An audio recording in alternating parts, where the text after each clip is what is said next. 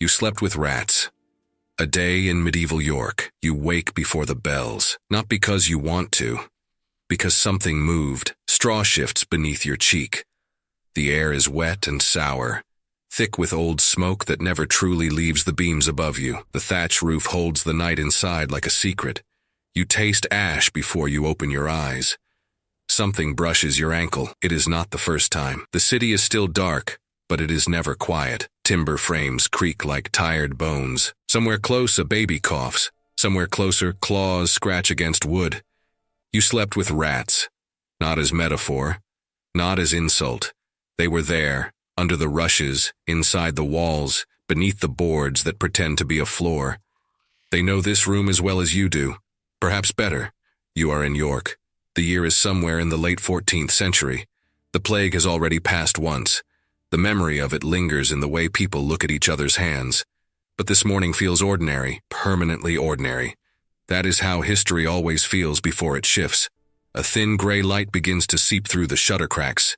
It reveals the low ceiling, the packed earth floor, the heap of straw you call bedding. The rushes scattered across the ground have not been changed in months. They hold crumbs, grease, spilled ale, and life. You move slowly, so you do not startle what shares the warmth. Outside, York waits behind its walls. Narrow lanes, open drains, timber houses leaning toward each other like conspirators. The minster rising above all of it, patient and stone-faced. The city breathes in damp and exhales smoke. This is not a story about kings, or battles, or grand declarations carved into marble. It is about a day. One day in a city that believes it will wake like this forever. Stay here. Do not rush to the market yet. Do not step outside. Feel the straw against your skin, the cold in the air, the small invisible heartbeat of the walls. History does not begin with trumpets. It begins like this, with something moving in the dark. The bells finally break the dark, not gently, not musically. They fall over the rooftops like iron dropped from the sky. From the towers of York Minster, the sound rolls through the mist and presses against timber walls, against shutters, against your ribs. The city is awake now. Whether it wishes to be or not, you rise. The floor is cold mud packed hard by years of footsteps. The rushes cling to your heel. You brush straw from your sleeve and push the door open. Morning in York smells like damp wool, smoke, and animals. The lane outside is narrow enough to shake hands across. Houses lean toward each other, upper stories almost touching, as if the city is trying to close itself. A woman empties a bucket into the gutter. It runs slowly along the center trench, carrying yesterday away without truly removing it. A cartwheel grinds over stone. A pig resists its rope. Somewhere, a baker opens his oven and the smell of coarse bread cuts briefly through the rot. This is the economy. Not coins, not ledgers. Hands. Hands lifting, scraping, stitching, hauling. Hands red from tannin, flour-dusted, blistered, cracked by winter air. York feeds itself through repetition. Every loaf shaped before dawn. Every bolt of wool carded in dim light. Every fish hauled from the ouse before the sun burns the fog away. You walk toward the shambles, where meat hangs from hooks beneath wooden awnings. The street is still slick from yesterday's wash, or what passes for washing. Blood and rainwater do not argue. They blend. Above you, second-floor windows creak open. Voices travel downward before faces do. News spreads not by proclamation but by proximity. A cough here, a rumor there, a price whispered. The city runs on closeness. You pass a guild sign swinging slightly in the morning air. Protection, belonging, control, or at least the illusion of it. If you belong to the right hands, you eat. If you don't, you negotiate with hunger. No one calls this poverty. It is simply life. A boy runs past you with kindling tied in twine. A woman kneads dough against a wooden board set on the street itself. Two men argue quietly over the weight of wool, each pretending not to need the other. The minster watches all of it from above, stone unmoving, bells now silent. York believes in structure, in routine, in the steady rhythm of buying and selling and praying and sweeping waste toward the river. And for this morning, it works. If you stand still long enough, it almost feels stable. Stay with that feeling. The certainty of bread, the comfort of repetition, the idea that tomorrow will require the same things as today. History waits patiently for people who believe in routine. By mid-morning, the city has sorted itself. It always does. You can see it in the way people stand, in how long they hold eye contact, in who steps aside first in a narrow lane. Hierarchy in York is not announced. It is inhaled with the smoke. Near the minster, stone replaces timber. Doors grow heavier. Windows widen. Cloth changes texture. Fur lines collars. Hands that do not blister still move with authority, counting, approving, denying. Further down, toward the river and the tighter alleys, wood warps, roof lines sag. Walls bow outward like tired backs. Here, voices are louder, laughter is sharper. Arguments are not postponed behind closed doors. The same bells ring for everyone, but they do not mean the same thing. A merchant passes on horseback, boots polished, expression composed. The animal's hooves lift clean from the filth. For a moment he does not belong to the ground. You step aside without thinking. Behind him, 2 apprentices carry dyed wool stretched across a pole. Their fingers are stained deep blue, as if the sky itself has claimed them. They walk carefully, not for dignity, but because one slip ruins a week's labor. Control in York looks convincing. Guild seals pressed into wax, contracts recited aloud, coins weighed in careful silence. The city walls thick and reassuring, encircling everything like a promise. Inside these walls there is order. That is what people tell themselves. You pass a house where glass fills the windows, real glass, not oiled parchment. Inside, a table laid with white bread, not coarse brown. The difference is subtle from the street, but you feel it. The air itself seems calmer on that threshold. And yet even here rats move in the beams. Even here sickness once slipped under doors without knocking. A woman adjusts her veil as she exits a doorway, eyes lowered. Behind her, a servant empties chamber waste into the same gutter that runs past your feet.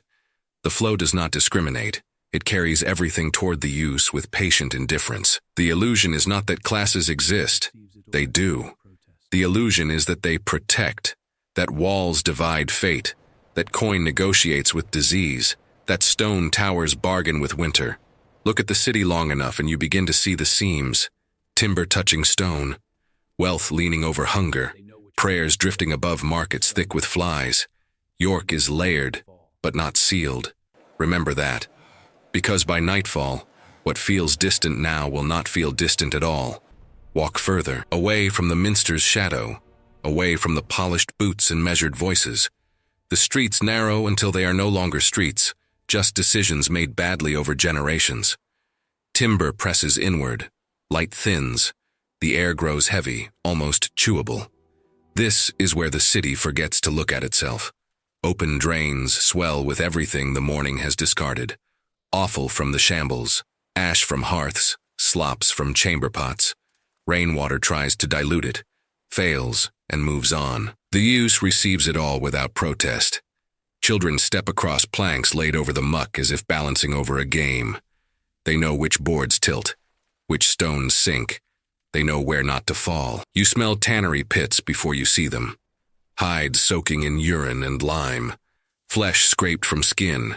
The work that makes gloves soft enough for wealth begins here, in rot, in sting, in hands that will never be clean. A woman coughs behind a half-closed shutter. The sound lingers too long, not dramatic, not violent, just persistent. It settles into the wood like damp. No one stops walking, because illness in York is not an event. It is a climate. You pass a lodging house where 6, maybe 8 bodies share a single upper room. Straw laid thin. Windows sealed against cold and air alike.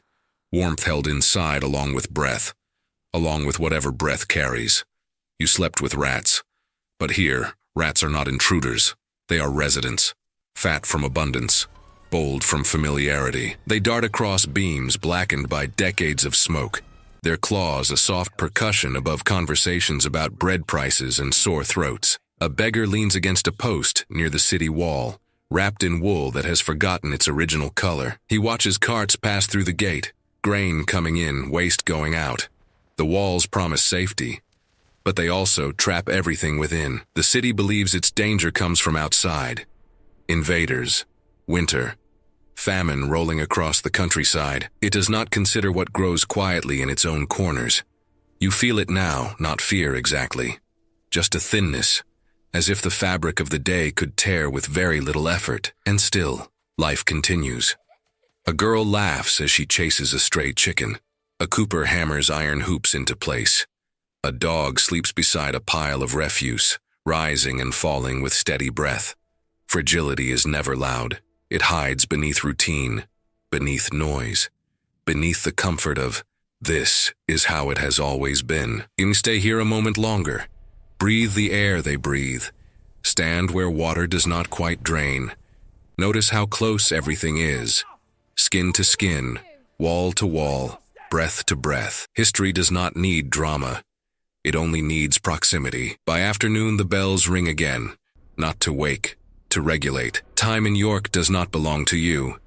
It belongs to towers, to chapels, to men who read Latin from elevated stone. The sound divides the day into obedience. You drift back toward the heart of the city, where authority gathers behind thick doors. Inside the minster, candles burn even in daylight. Wax drips slowly, patient as stone. Incense folds over the air, disguising the scent of bodies pressed shoulder to shoulder. Prayers rise in unison, rehearsed, structured, certain. Certainty is a powerful architecture. Kneeling there, you could believe everything is accounted for, that suffering fits into a divine ledger, that hunger is temporary, that disease has meaning. But outside the minster walls, a different arithmetic runs. At the Guildhall, disputes over wages grow sharper. Labor is scarce since the last plague wave carried workers into the earth. Those who survived know their value now. Masters know it too, and resent it. Voices remain controlled. Smiles remain thin. Order here is maintained by parchment and seal. Agreements pressed in wax. Fines recited aloud. A city governing itself through ritual. And yet you notice the cracks. A charitable hospital near the walls struggles to keep beds clean. Donations promised do not always arrive. Grain shipments are lighter than expected. A priest moves quickly past a coughing man, blessing offered at distance. No one says the system is failing. They say it is strained, tested, in God's hands. York trusts its structures because it must. Church, guild, wall, crown. Each one claims to shield the people beneath it, but shielding requires strength, and strength requires resources. And resources depend on the same fragile routines you walked through this morning. Bread baked before dawn, wool dyed without spoilage, carts arriving without delay. If one piece falters, the others feel it. You watch a clerk tally numbers by candlelight, lips moving silently as he calculates dues. His ink scratches confidently across parchment. Outside his window, a rat slips along the sill unnoticed. The city believes its defenses are visible. Stone towers, armed watches, holy relics. It does not notice the quieter failures. The thinning coin purse, the exhausted healer, the prayer spoken without conviction. Institutions rarely collapse with noise. They thin first, like ice under steady footsteps. And York is still walking. If you're still here, still breathing this air with them, stay a little longer. Evening is coming. The light begins to lower, but power does not. It gathers. Behind timbered facades and stone chambers, decisions are made in rooms that do not smell like tannery pits. Candles are replaced before they gutter. Windows close tightly against the chill. Wine is poured, not rationed. Here, York feels deliberate. A table, a map, seals pressed into warm wax. Discussions about trade routes along the Ouse, about taxes owed to the crown, about maintaining the walls. Always the walls. The walls are comfort. They suggest that danger announces itself from afar, that threats arrive on horseback, banners visible, intentions declared. No one at this table discusses the cough in the alley. No one debates the swollen drain behind the shambles, because those are not enemies. They are inconveniences. A merchant argues for tighter control over apprentices. A guild representative insists on maintaining standards. A church official speaks of morality, of order, of divine favor resting upon a disciplined city. Everyone nods. Denial is not loud. It is polite. Outside, a cart struggles through mud thickened by the day's waste. A wheel cracks under weight that could have been prevented. The driver curses softly. Wood splinters are replaced. The system continues. Power in York does not feel cruel. It feels reasonable. That is what makes it dangerous. You pass beneath an archway where the city watch stands with spears resting easy against shoulders. They scan for unrest, for theft, for violence that can be named and punished. They are not watching for what moves in straw. They are not watching for what clings to fur and cloth and skin. The sun sinks behind the walls, painting the minster in gold that looks eternal. Stone catches the light as if blessed. For a moment, the city seems invincible. You almost believe it. Almost, because the routines still function. The bells still ring. The markets still close with coin exchanged. Doors still bar from the inside. And when doors close, people feel safe. Inside, you light a small flame. The room warms slowly. Shadows climb the walls like patient observers. The rats will come back. They always do. Power believes it governs the day. It does not govern the night. Night does not fall in York. It settles. Smoke thickens under low ceilings. Doors close with wooden certainty. Latches drop into place as if sound alone could keep the world arranged. The bells are silent now. Authority sleeps. The city exhales. Inside your room, the flame shrinks to an ember. Light flickers across beams darkened by centuries of smaller fires. The straw shifts as you lie back down. It is warmer than the air. It remembers your shape. Beyond the shutter, the lane is a different creature. Footsteps pass softer. A drunk voice sings and dissolves into laughter. Somewhere a woman sobs once, sharply, and then not again. You listen. The city you walked through all day, the markets, the guild halls, the minster glowing in sunset gold, has folded into itself. But nothing has disappeared. The drains still run. The air is still thick. Bodies still sleep within arm's reach of each other, separated only by boards and breath. And in the dark, there it is. A scratch, then another. Not dramatic, not symbolic, just life continuing where you cannot see it. You slept with rats, and tomorrow you will again, because this is normal. That is the irony. No one in York believes they are living on the edge of anything. They believe in walls, in routine, in prayers that rise and do not return unanswered. They believe that what feels permanent must be. But history does not announce its turning points with thunder. It waits for ordinary days. Days filled with bread and wool and argument. Days where drains clog quietly. Where institutions thin without spectacle. Where power confuses control with immunity. You feel the weight of the ceiling above you. Timber, thatch. The accumulated smoke of generations who also believed this was simply life. Outside the walls, the countryside breathes in darkness. Inside the walls, something else does too. You close your eyes.